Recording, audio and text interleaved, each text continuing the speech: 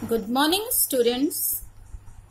आज हम लोग व्याकरण में से जो अलंकार आपके कोर्स में है उसका अध्ययन करेंगे।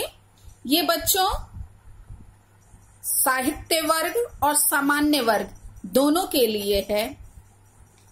अलंकार आपने छोटी क्लास में भी पढ़ा है कि काव्य की शोभा बढ़ाने वाले तत्वों को अलंकार कहते हैं।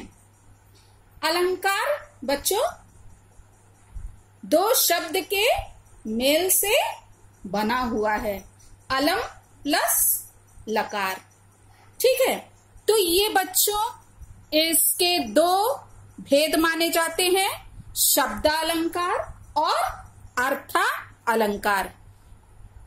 जब कुछ विशेष शब्दों के कारण काव्य में चमत्कार उत्पन्न होता है तो वहां क्या होता है, शब्दालंकार। मतलब शब्दों के माध्यम से जहां चमत्कार उत्पन्न हो वहां शब्दालंकार, और जहां अर्थगत चमत्कार होता है यानी अर्थ के कारण जहां पे क्या है चमत्कार उत्पन्न होता है वहां पे अर्थालंकार होता है। शब्दालंकार में बच्चों आपके कोर्स में अनुप्रास और यमक और श्लेष तीन जो है आपके कोर्स में हैं।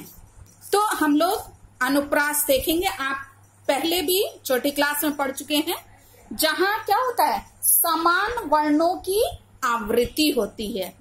वहां क्या होता है मतलब कि समान वर्ण, एक से वर्ण बार बार आए हैं, वहां क्या होता है अनुप्रास अलंकार होता है। देखिए, वर्णों की आवृत्ति को अनुप्रास कहते हैं, अर्थात जहां समान वर्णों की बार बार आवृत्ति हो, चाहे उनके स्वर मिले या ना मिले, वहां अनुप्रास अलंकार होता है। अब हम लोग ने छोटी क्लास में बस केवल अनुप्रास अलंकार किसे कहते हैं ये हमने जाना था, लेकिन अब आप बड़ी क्लास में आ गए तो आप उनके भेदों का भी अध्ययन करेंगे।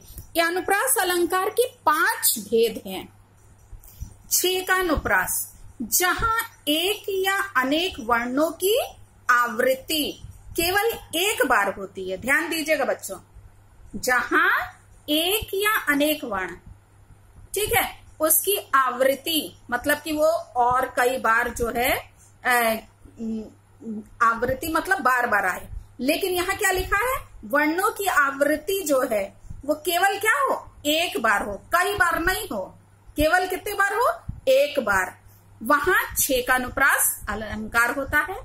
जैसे कहत कत परदेसी की बात, इसमें क वर्ण जो है वो क्या है, एक बार तो पहले आया ही है, बस उसकी एक बार क्या हुई है, आवृत्ति हुई है, केवल एक बार वो आया है।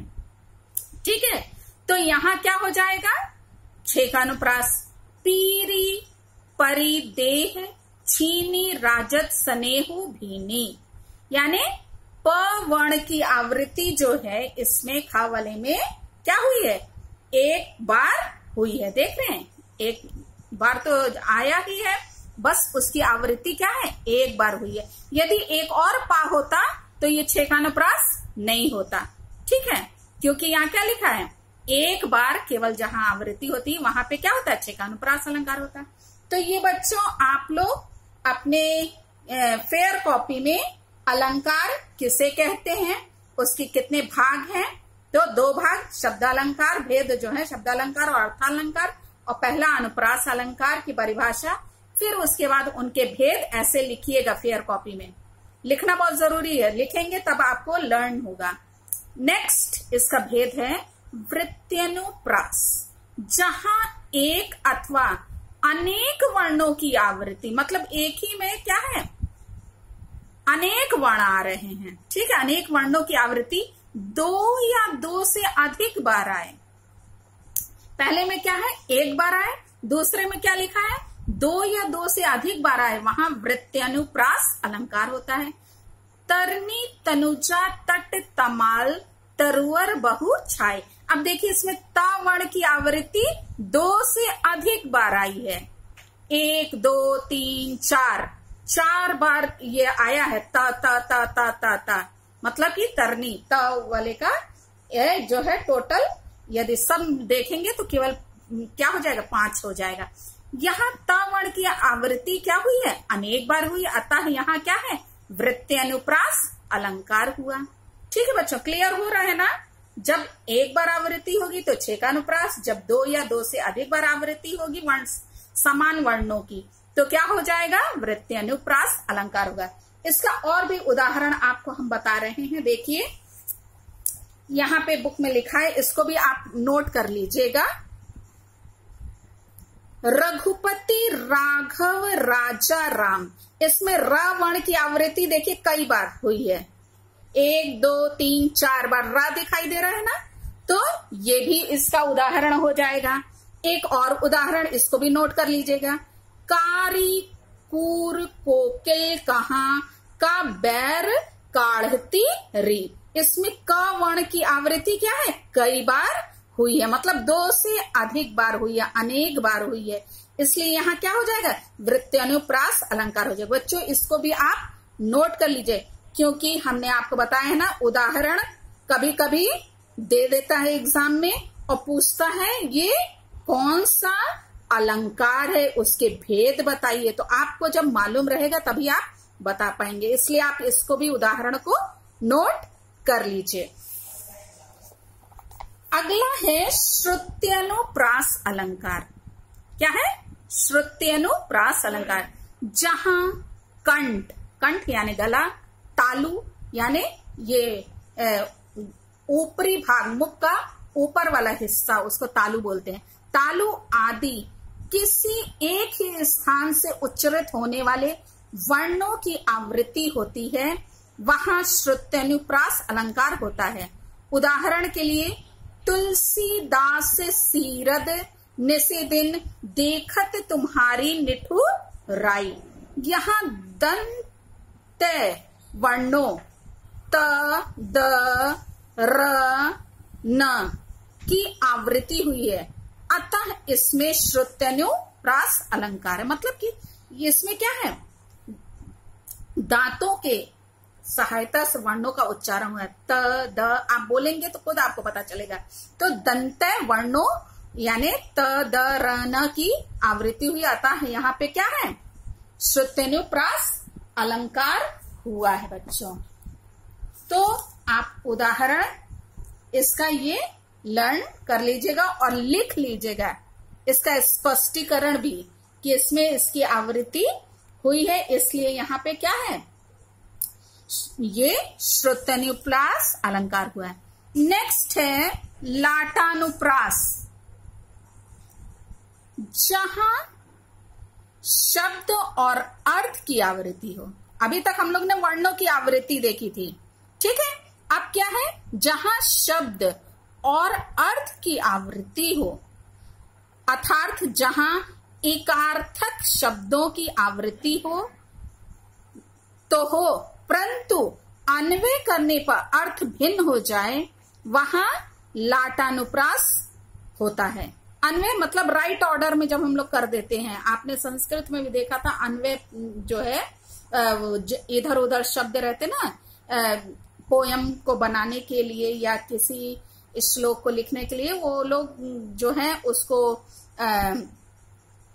कहना चाहिए राइमिंग टाइप बनाते हैं ना, ताकि वो पढ़ने में अच्छा लगे, सुने, तो शब्दों को इधर उधर फिट करते हैं। तो उसको यहाँ पे क्या लिखा है कि अन्वय करने पर, मतलब राइट ऑर्डर में उसको सेंटेंस कर देने पर अर्थ क्या है, भिन्न हो जाए, वहां क्या होता है, लाटानुप्रास अलंकार होता है।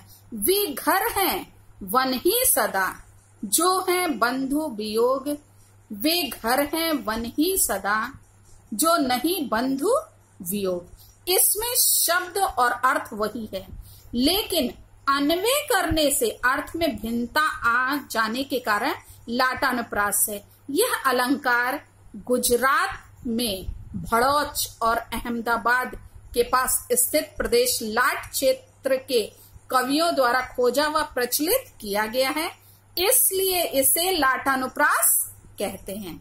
इसलिए क्या बोलते हैं इसको, लाटानुप्रास, क्योंकि कहाँ से, ये लाट क्षेत्र के कवि लोग, अहमदाबाद के पास है ये भड़ौच, वहां का है। तो ये गुजरात का किस्सा है। तो बच्चों ये तो रहा, एक और उदाहरण इसका देखिए, आसान सा है, आपको बता दें।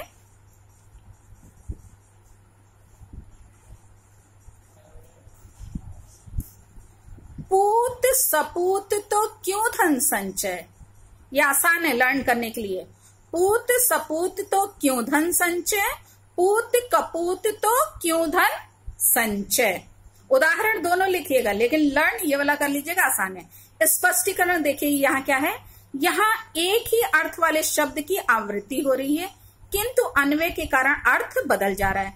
जैसे पुत्र यदि सपूत हो, सपूत यानी अच्छा पुत्र हो, तो धन संचय करने की कोई आवश्यकता नहीं है, क्योंकि वह स्वयं ही धन क्या है, कमा लेगा। और यदि पुत्र कपूत है तो धन संचय करने की, कपूत यानी जो पुत्र अच्छा नहीं है, उसका चरित्र अच्छा नहीं है, तो भी धन संचय करने की आवश्यकता पिता को नहीं है, क्योंकि वह सारे धन को क्या कर देगा, नष्ट कर देगा, यानी उसको उड़ा देगा। यदि वो धन संचय करता भी है अपने पुत्र के लिए तो वो भी व्यर्थ है, बेकार है। तो ये बच्चों बहुत आसान सा उदाहरण है, स्पष्टीकरण भी आप इसको लिख लीजिएगा, ठीक है बच्चों। अब नेक्स्ट है 5th वाला, वो है बच्चों अत्यानुप्रास। अंत्यानुप्रास, अंत्यानुप्रास, जैसे ये शब्द पढ़ने से ही पता चल जा रहा है कि अंत की कुछ बात हो रही है। देखिए, जब छंद के शब्दों के अंत में समान स्वर या व्यंजन की आवृत्ति हो, किसकी, स्वर या व्यंजन। स्वर व्यंजन आप लोग जानते हैं ना, स्वर अ आ ई, और व्यंजन क्या है, क ख ग घ च छ ज ज, ये सब जो है व्यंजन वर्ण।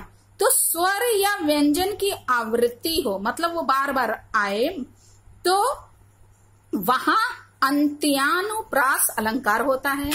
उदाहरण देखिए है, कहत नटत रीझत खिजत, मिलत खिलत लजियात, भरी भौन में करतु है, नैनुह ही सो बात। इसमें अंत में त वर्ण की समानता के कारण क्या है, त वर्ण अंत में आया है बार बार, तो त वर्ण की, अभी तक हमने शुरू का देखा था ना, शब्द के पहला जो है सेम था, लेकिन यहाँ क्या है, शब्द का अंतिम जो वर्ण है वो क्या है, सेम है। इसलिए अंत में त वर्ण की समानता के कारण यहाँ क्या है, अंत्यानुप्रास अलंकार है। बहुत आसान सा है बच्चों, इसको भी आप लर्न कर लीजिएगा। काव्य भाग से उदाहरण आपकी बुक का ये है, प्रतिभट कटक कटीले, केति काटी काटी, फिर और बीच में है काल को। इसको आप अपने बुक से खोज लीजिएगा, ये आपके बुक का ही है, इसलिए हम इसको बता दे रहे ताकि मान लिया एग्जाम में ये पूछे तो आप बता सकते हैं ये क्या है, अंत्यानुप्रास अलंकार का ये एक और उदाहरण है। ये तो रहा बच्चों अनुप्रास अलंकार के 5 भेद, इसको आप लर्न कर लीजिएगा सबकी परिभाषा के साथ। नेक्स्ट आपके में है शब्द अलंकार में यमक अलंकार। यमक का अर्थ है युग्म या जोड़ा, ये आप छोटी क्लास में पढ़ चुके हैं बच्चों। ये भी इस प्रकार जहां एक शब्द अथवा शब्द समूह का एक से अधिक बार प्रयोग हो किंतु उसका अर्थ प्रत्येक बार भिन्न हो, वहां यमक अलंकार होता है। आपने उदाहरण छोटी क्लास में पढ़ा है, कनक कनकते 100 गुनी मादकता अधिका है। तो क वर्ण की उस कनक कनक शब्द की क्या हुई है, आवृत्ति हुई है, और दोनों कनक का अर्थ क्या है, फर्क है। एक कनक सोना है और एक कनक क्या है, धतुरा है। याद आया आप लोग को। अब देखिए दूसरा आपकी बुक में क्या है उदाहरण, ऊंचे घोर मंदिर के अंदर रहन वाली, ऊंचे घोर मंदिर के अंदर रहाती है। ये भी आसान सा है। उपयुक्त उदाहरण में ऊंचे घोर मंदिर के दो भिन्न भिन्न अर्थ हैं। एक ऊंचे घोर मंदिर का मतलब होता है महल, और दूसरा है ऊंचे घोर मंदिर मतलब पर्वत कंदराएं, यानी गुफा जो है उसको, पर्वत की जो कंदराएं जो गुफा होती है उसको बोलते हैं। ठीक है बच्चों, तो कनक का एक ये उदाहरण हुआ, यमक अलंकार का एक ये उदाहरण हुआ, और एक और उदाहरण आपने पहले पढ़ा है बच्चों, वो 3 बेर खाती थी, वो 3 बेर खाती है। ठीक है, तो 3 बेर, बेर यहाँ एक फल से लिया गया है। ठीक है, और एक बेर जो है क्या है, मतलब कि ये समय के लिए कि वो सुबह दोपहर शाम ऐसे 3 बेर बार में वो खाती है। तो वो एक उदाहरण है। और भी बच्चों आपकी काव्य की बुक में उदाहरण है। हाँ, और बच्चों देखिए आपके काव्य की बुक में जो है काव्य भाग में से उदाहरण ढेर सारा है यहाँ पे, इसको आप अपनी फेयर कॉपी में नोट कर लीजिएगा।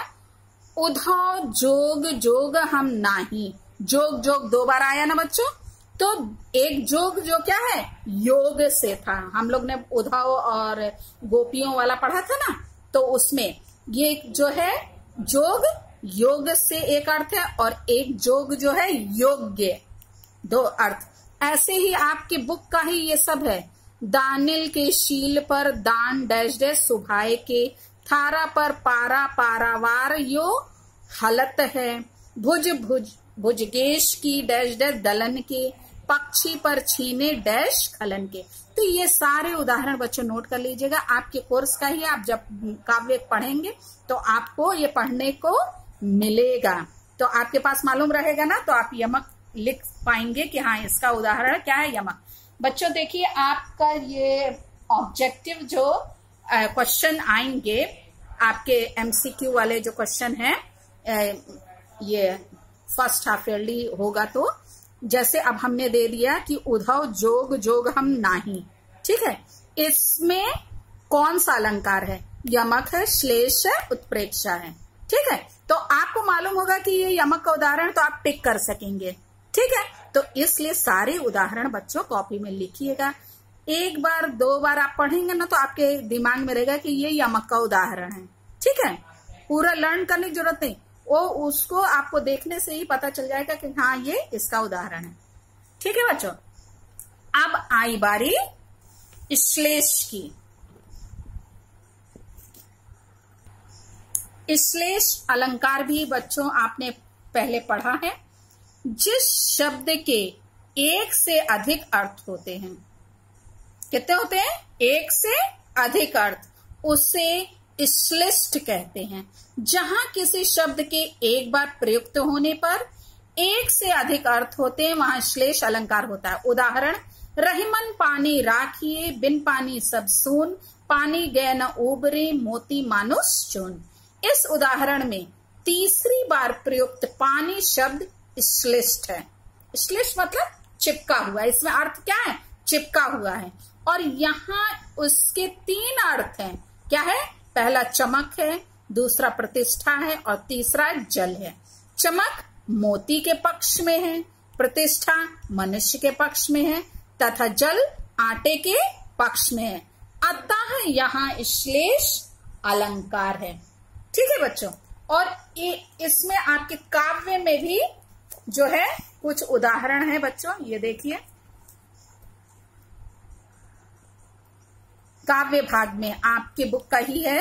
अजो तरयौना ही रहियो, मुक्तनु के संग, जोग जुगती सिखाए, काननु सेवत नैन, खेलन सिखाए, नरनु शिकार। ये जब आप पढ़ेंगे काव्य, ठीक है, तो हम बताते चलेंगे ये किसका उदाहरण है। इसको अर्थ के द्वारा आपको स्पष्ट कर देंगे कि हाँ ये इसका उदाहरण है और इसके कारण है। ठीक है बच्चों, तो इसको भी आप उदाहरण नोट कर लीजिएगा अपनी फेयर कॉपी में। ठीक है बच्चों, तो ये रहा शब्द अलंकार। इसके बाद हम लोग नेक्स्ट वीडियो में हम लोग अर्थ अलंकार पढ़ेंगे। Thank you.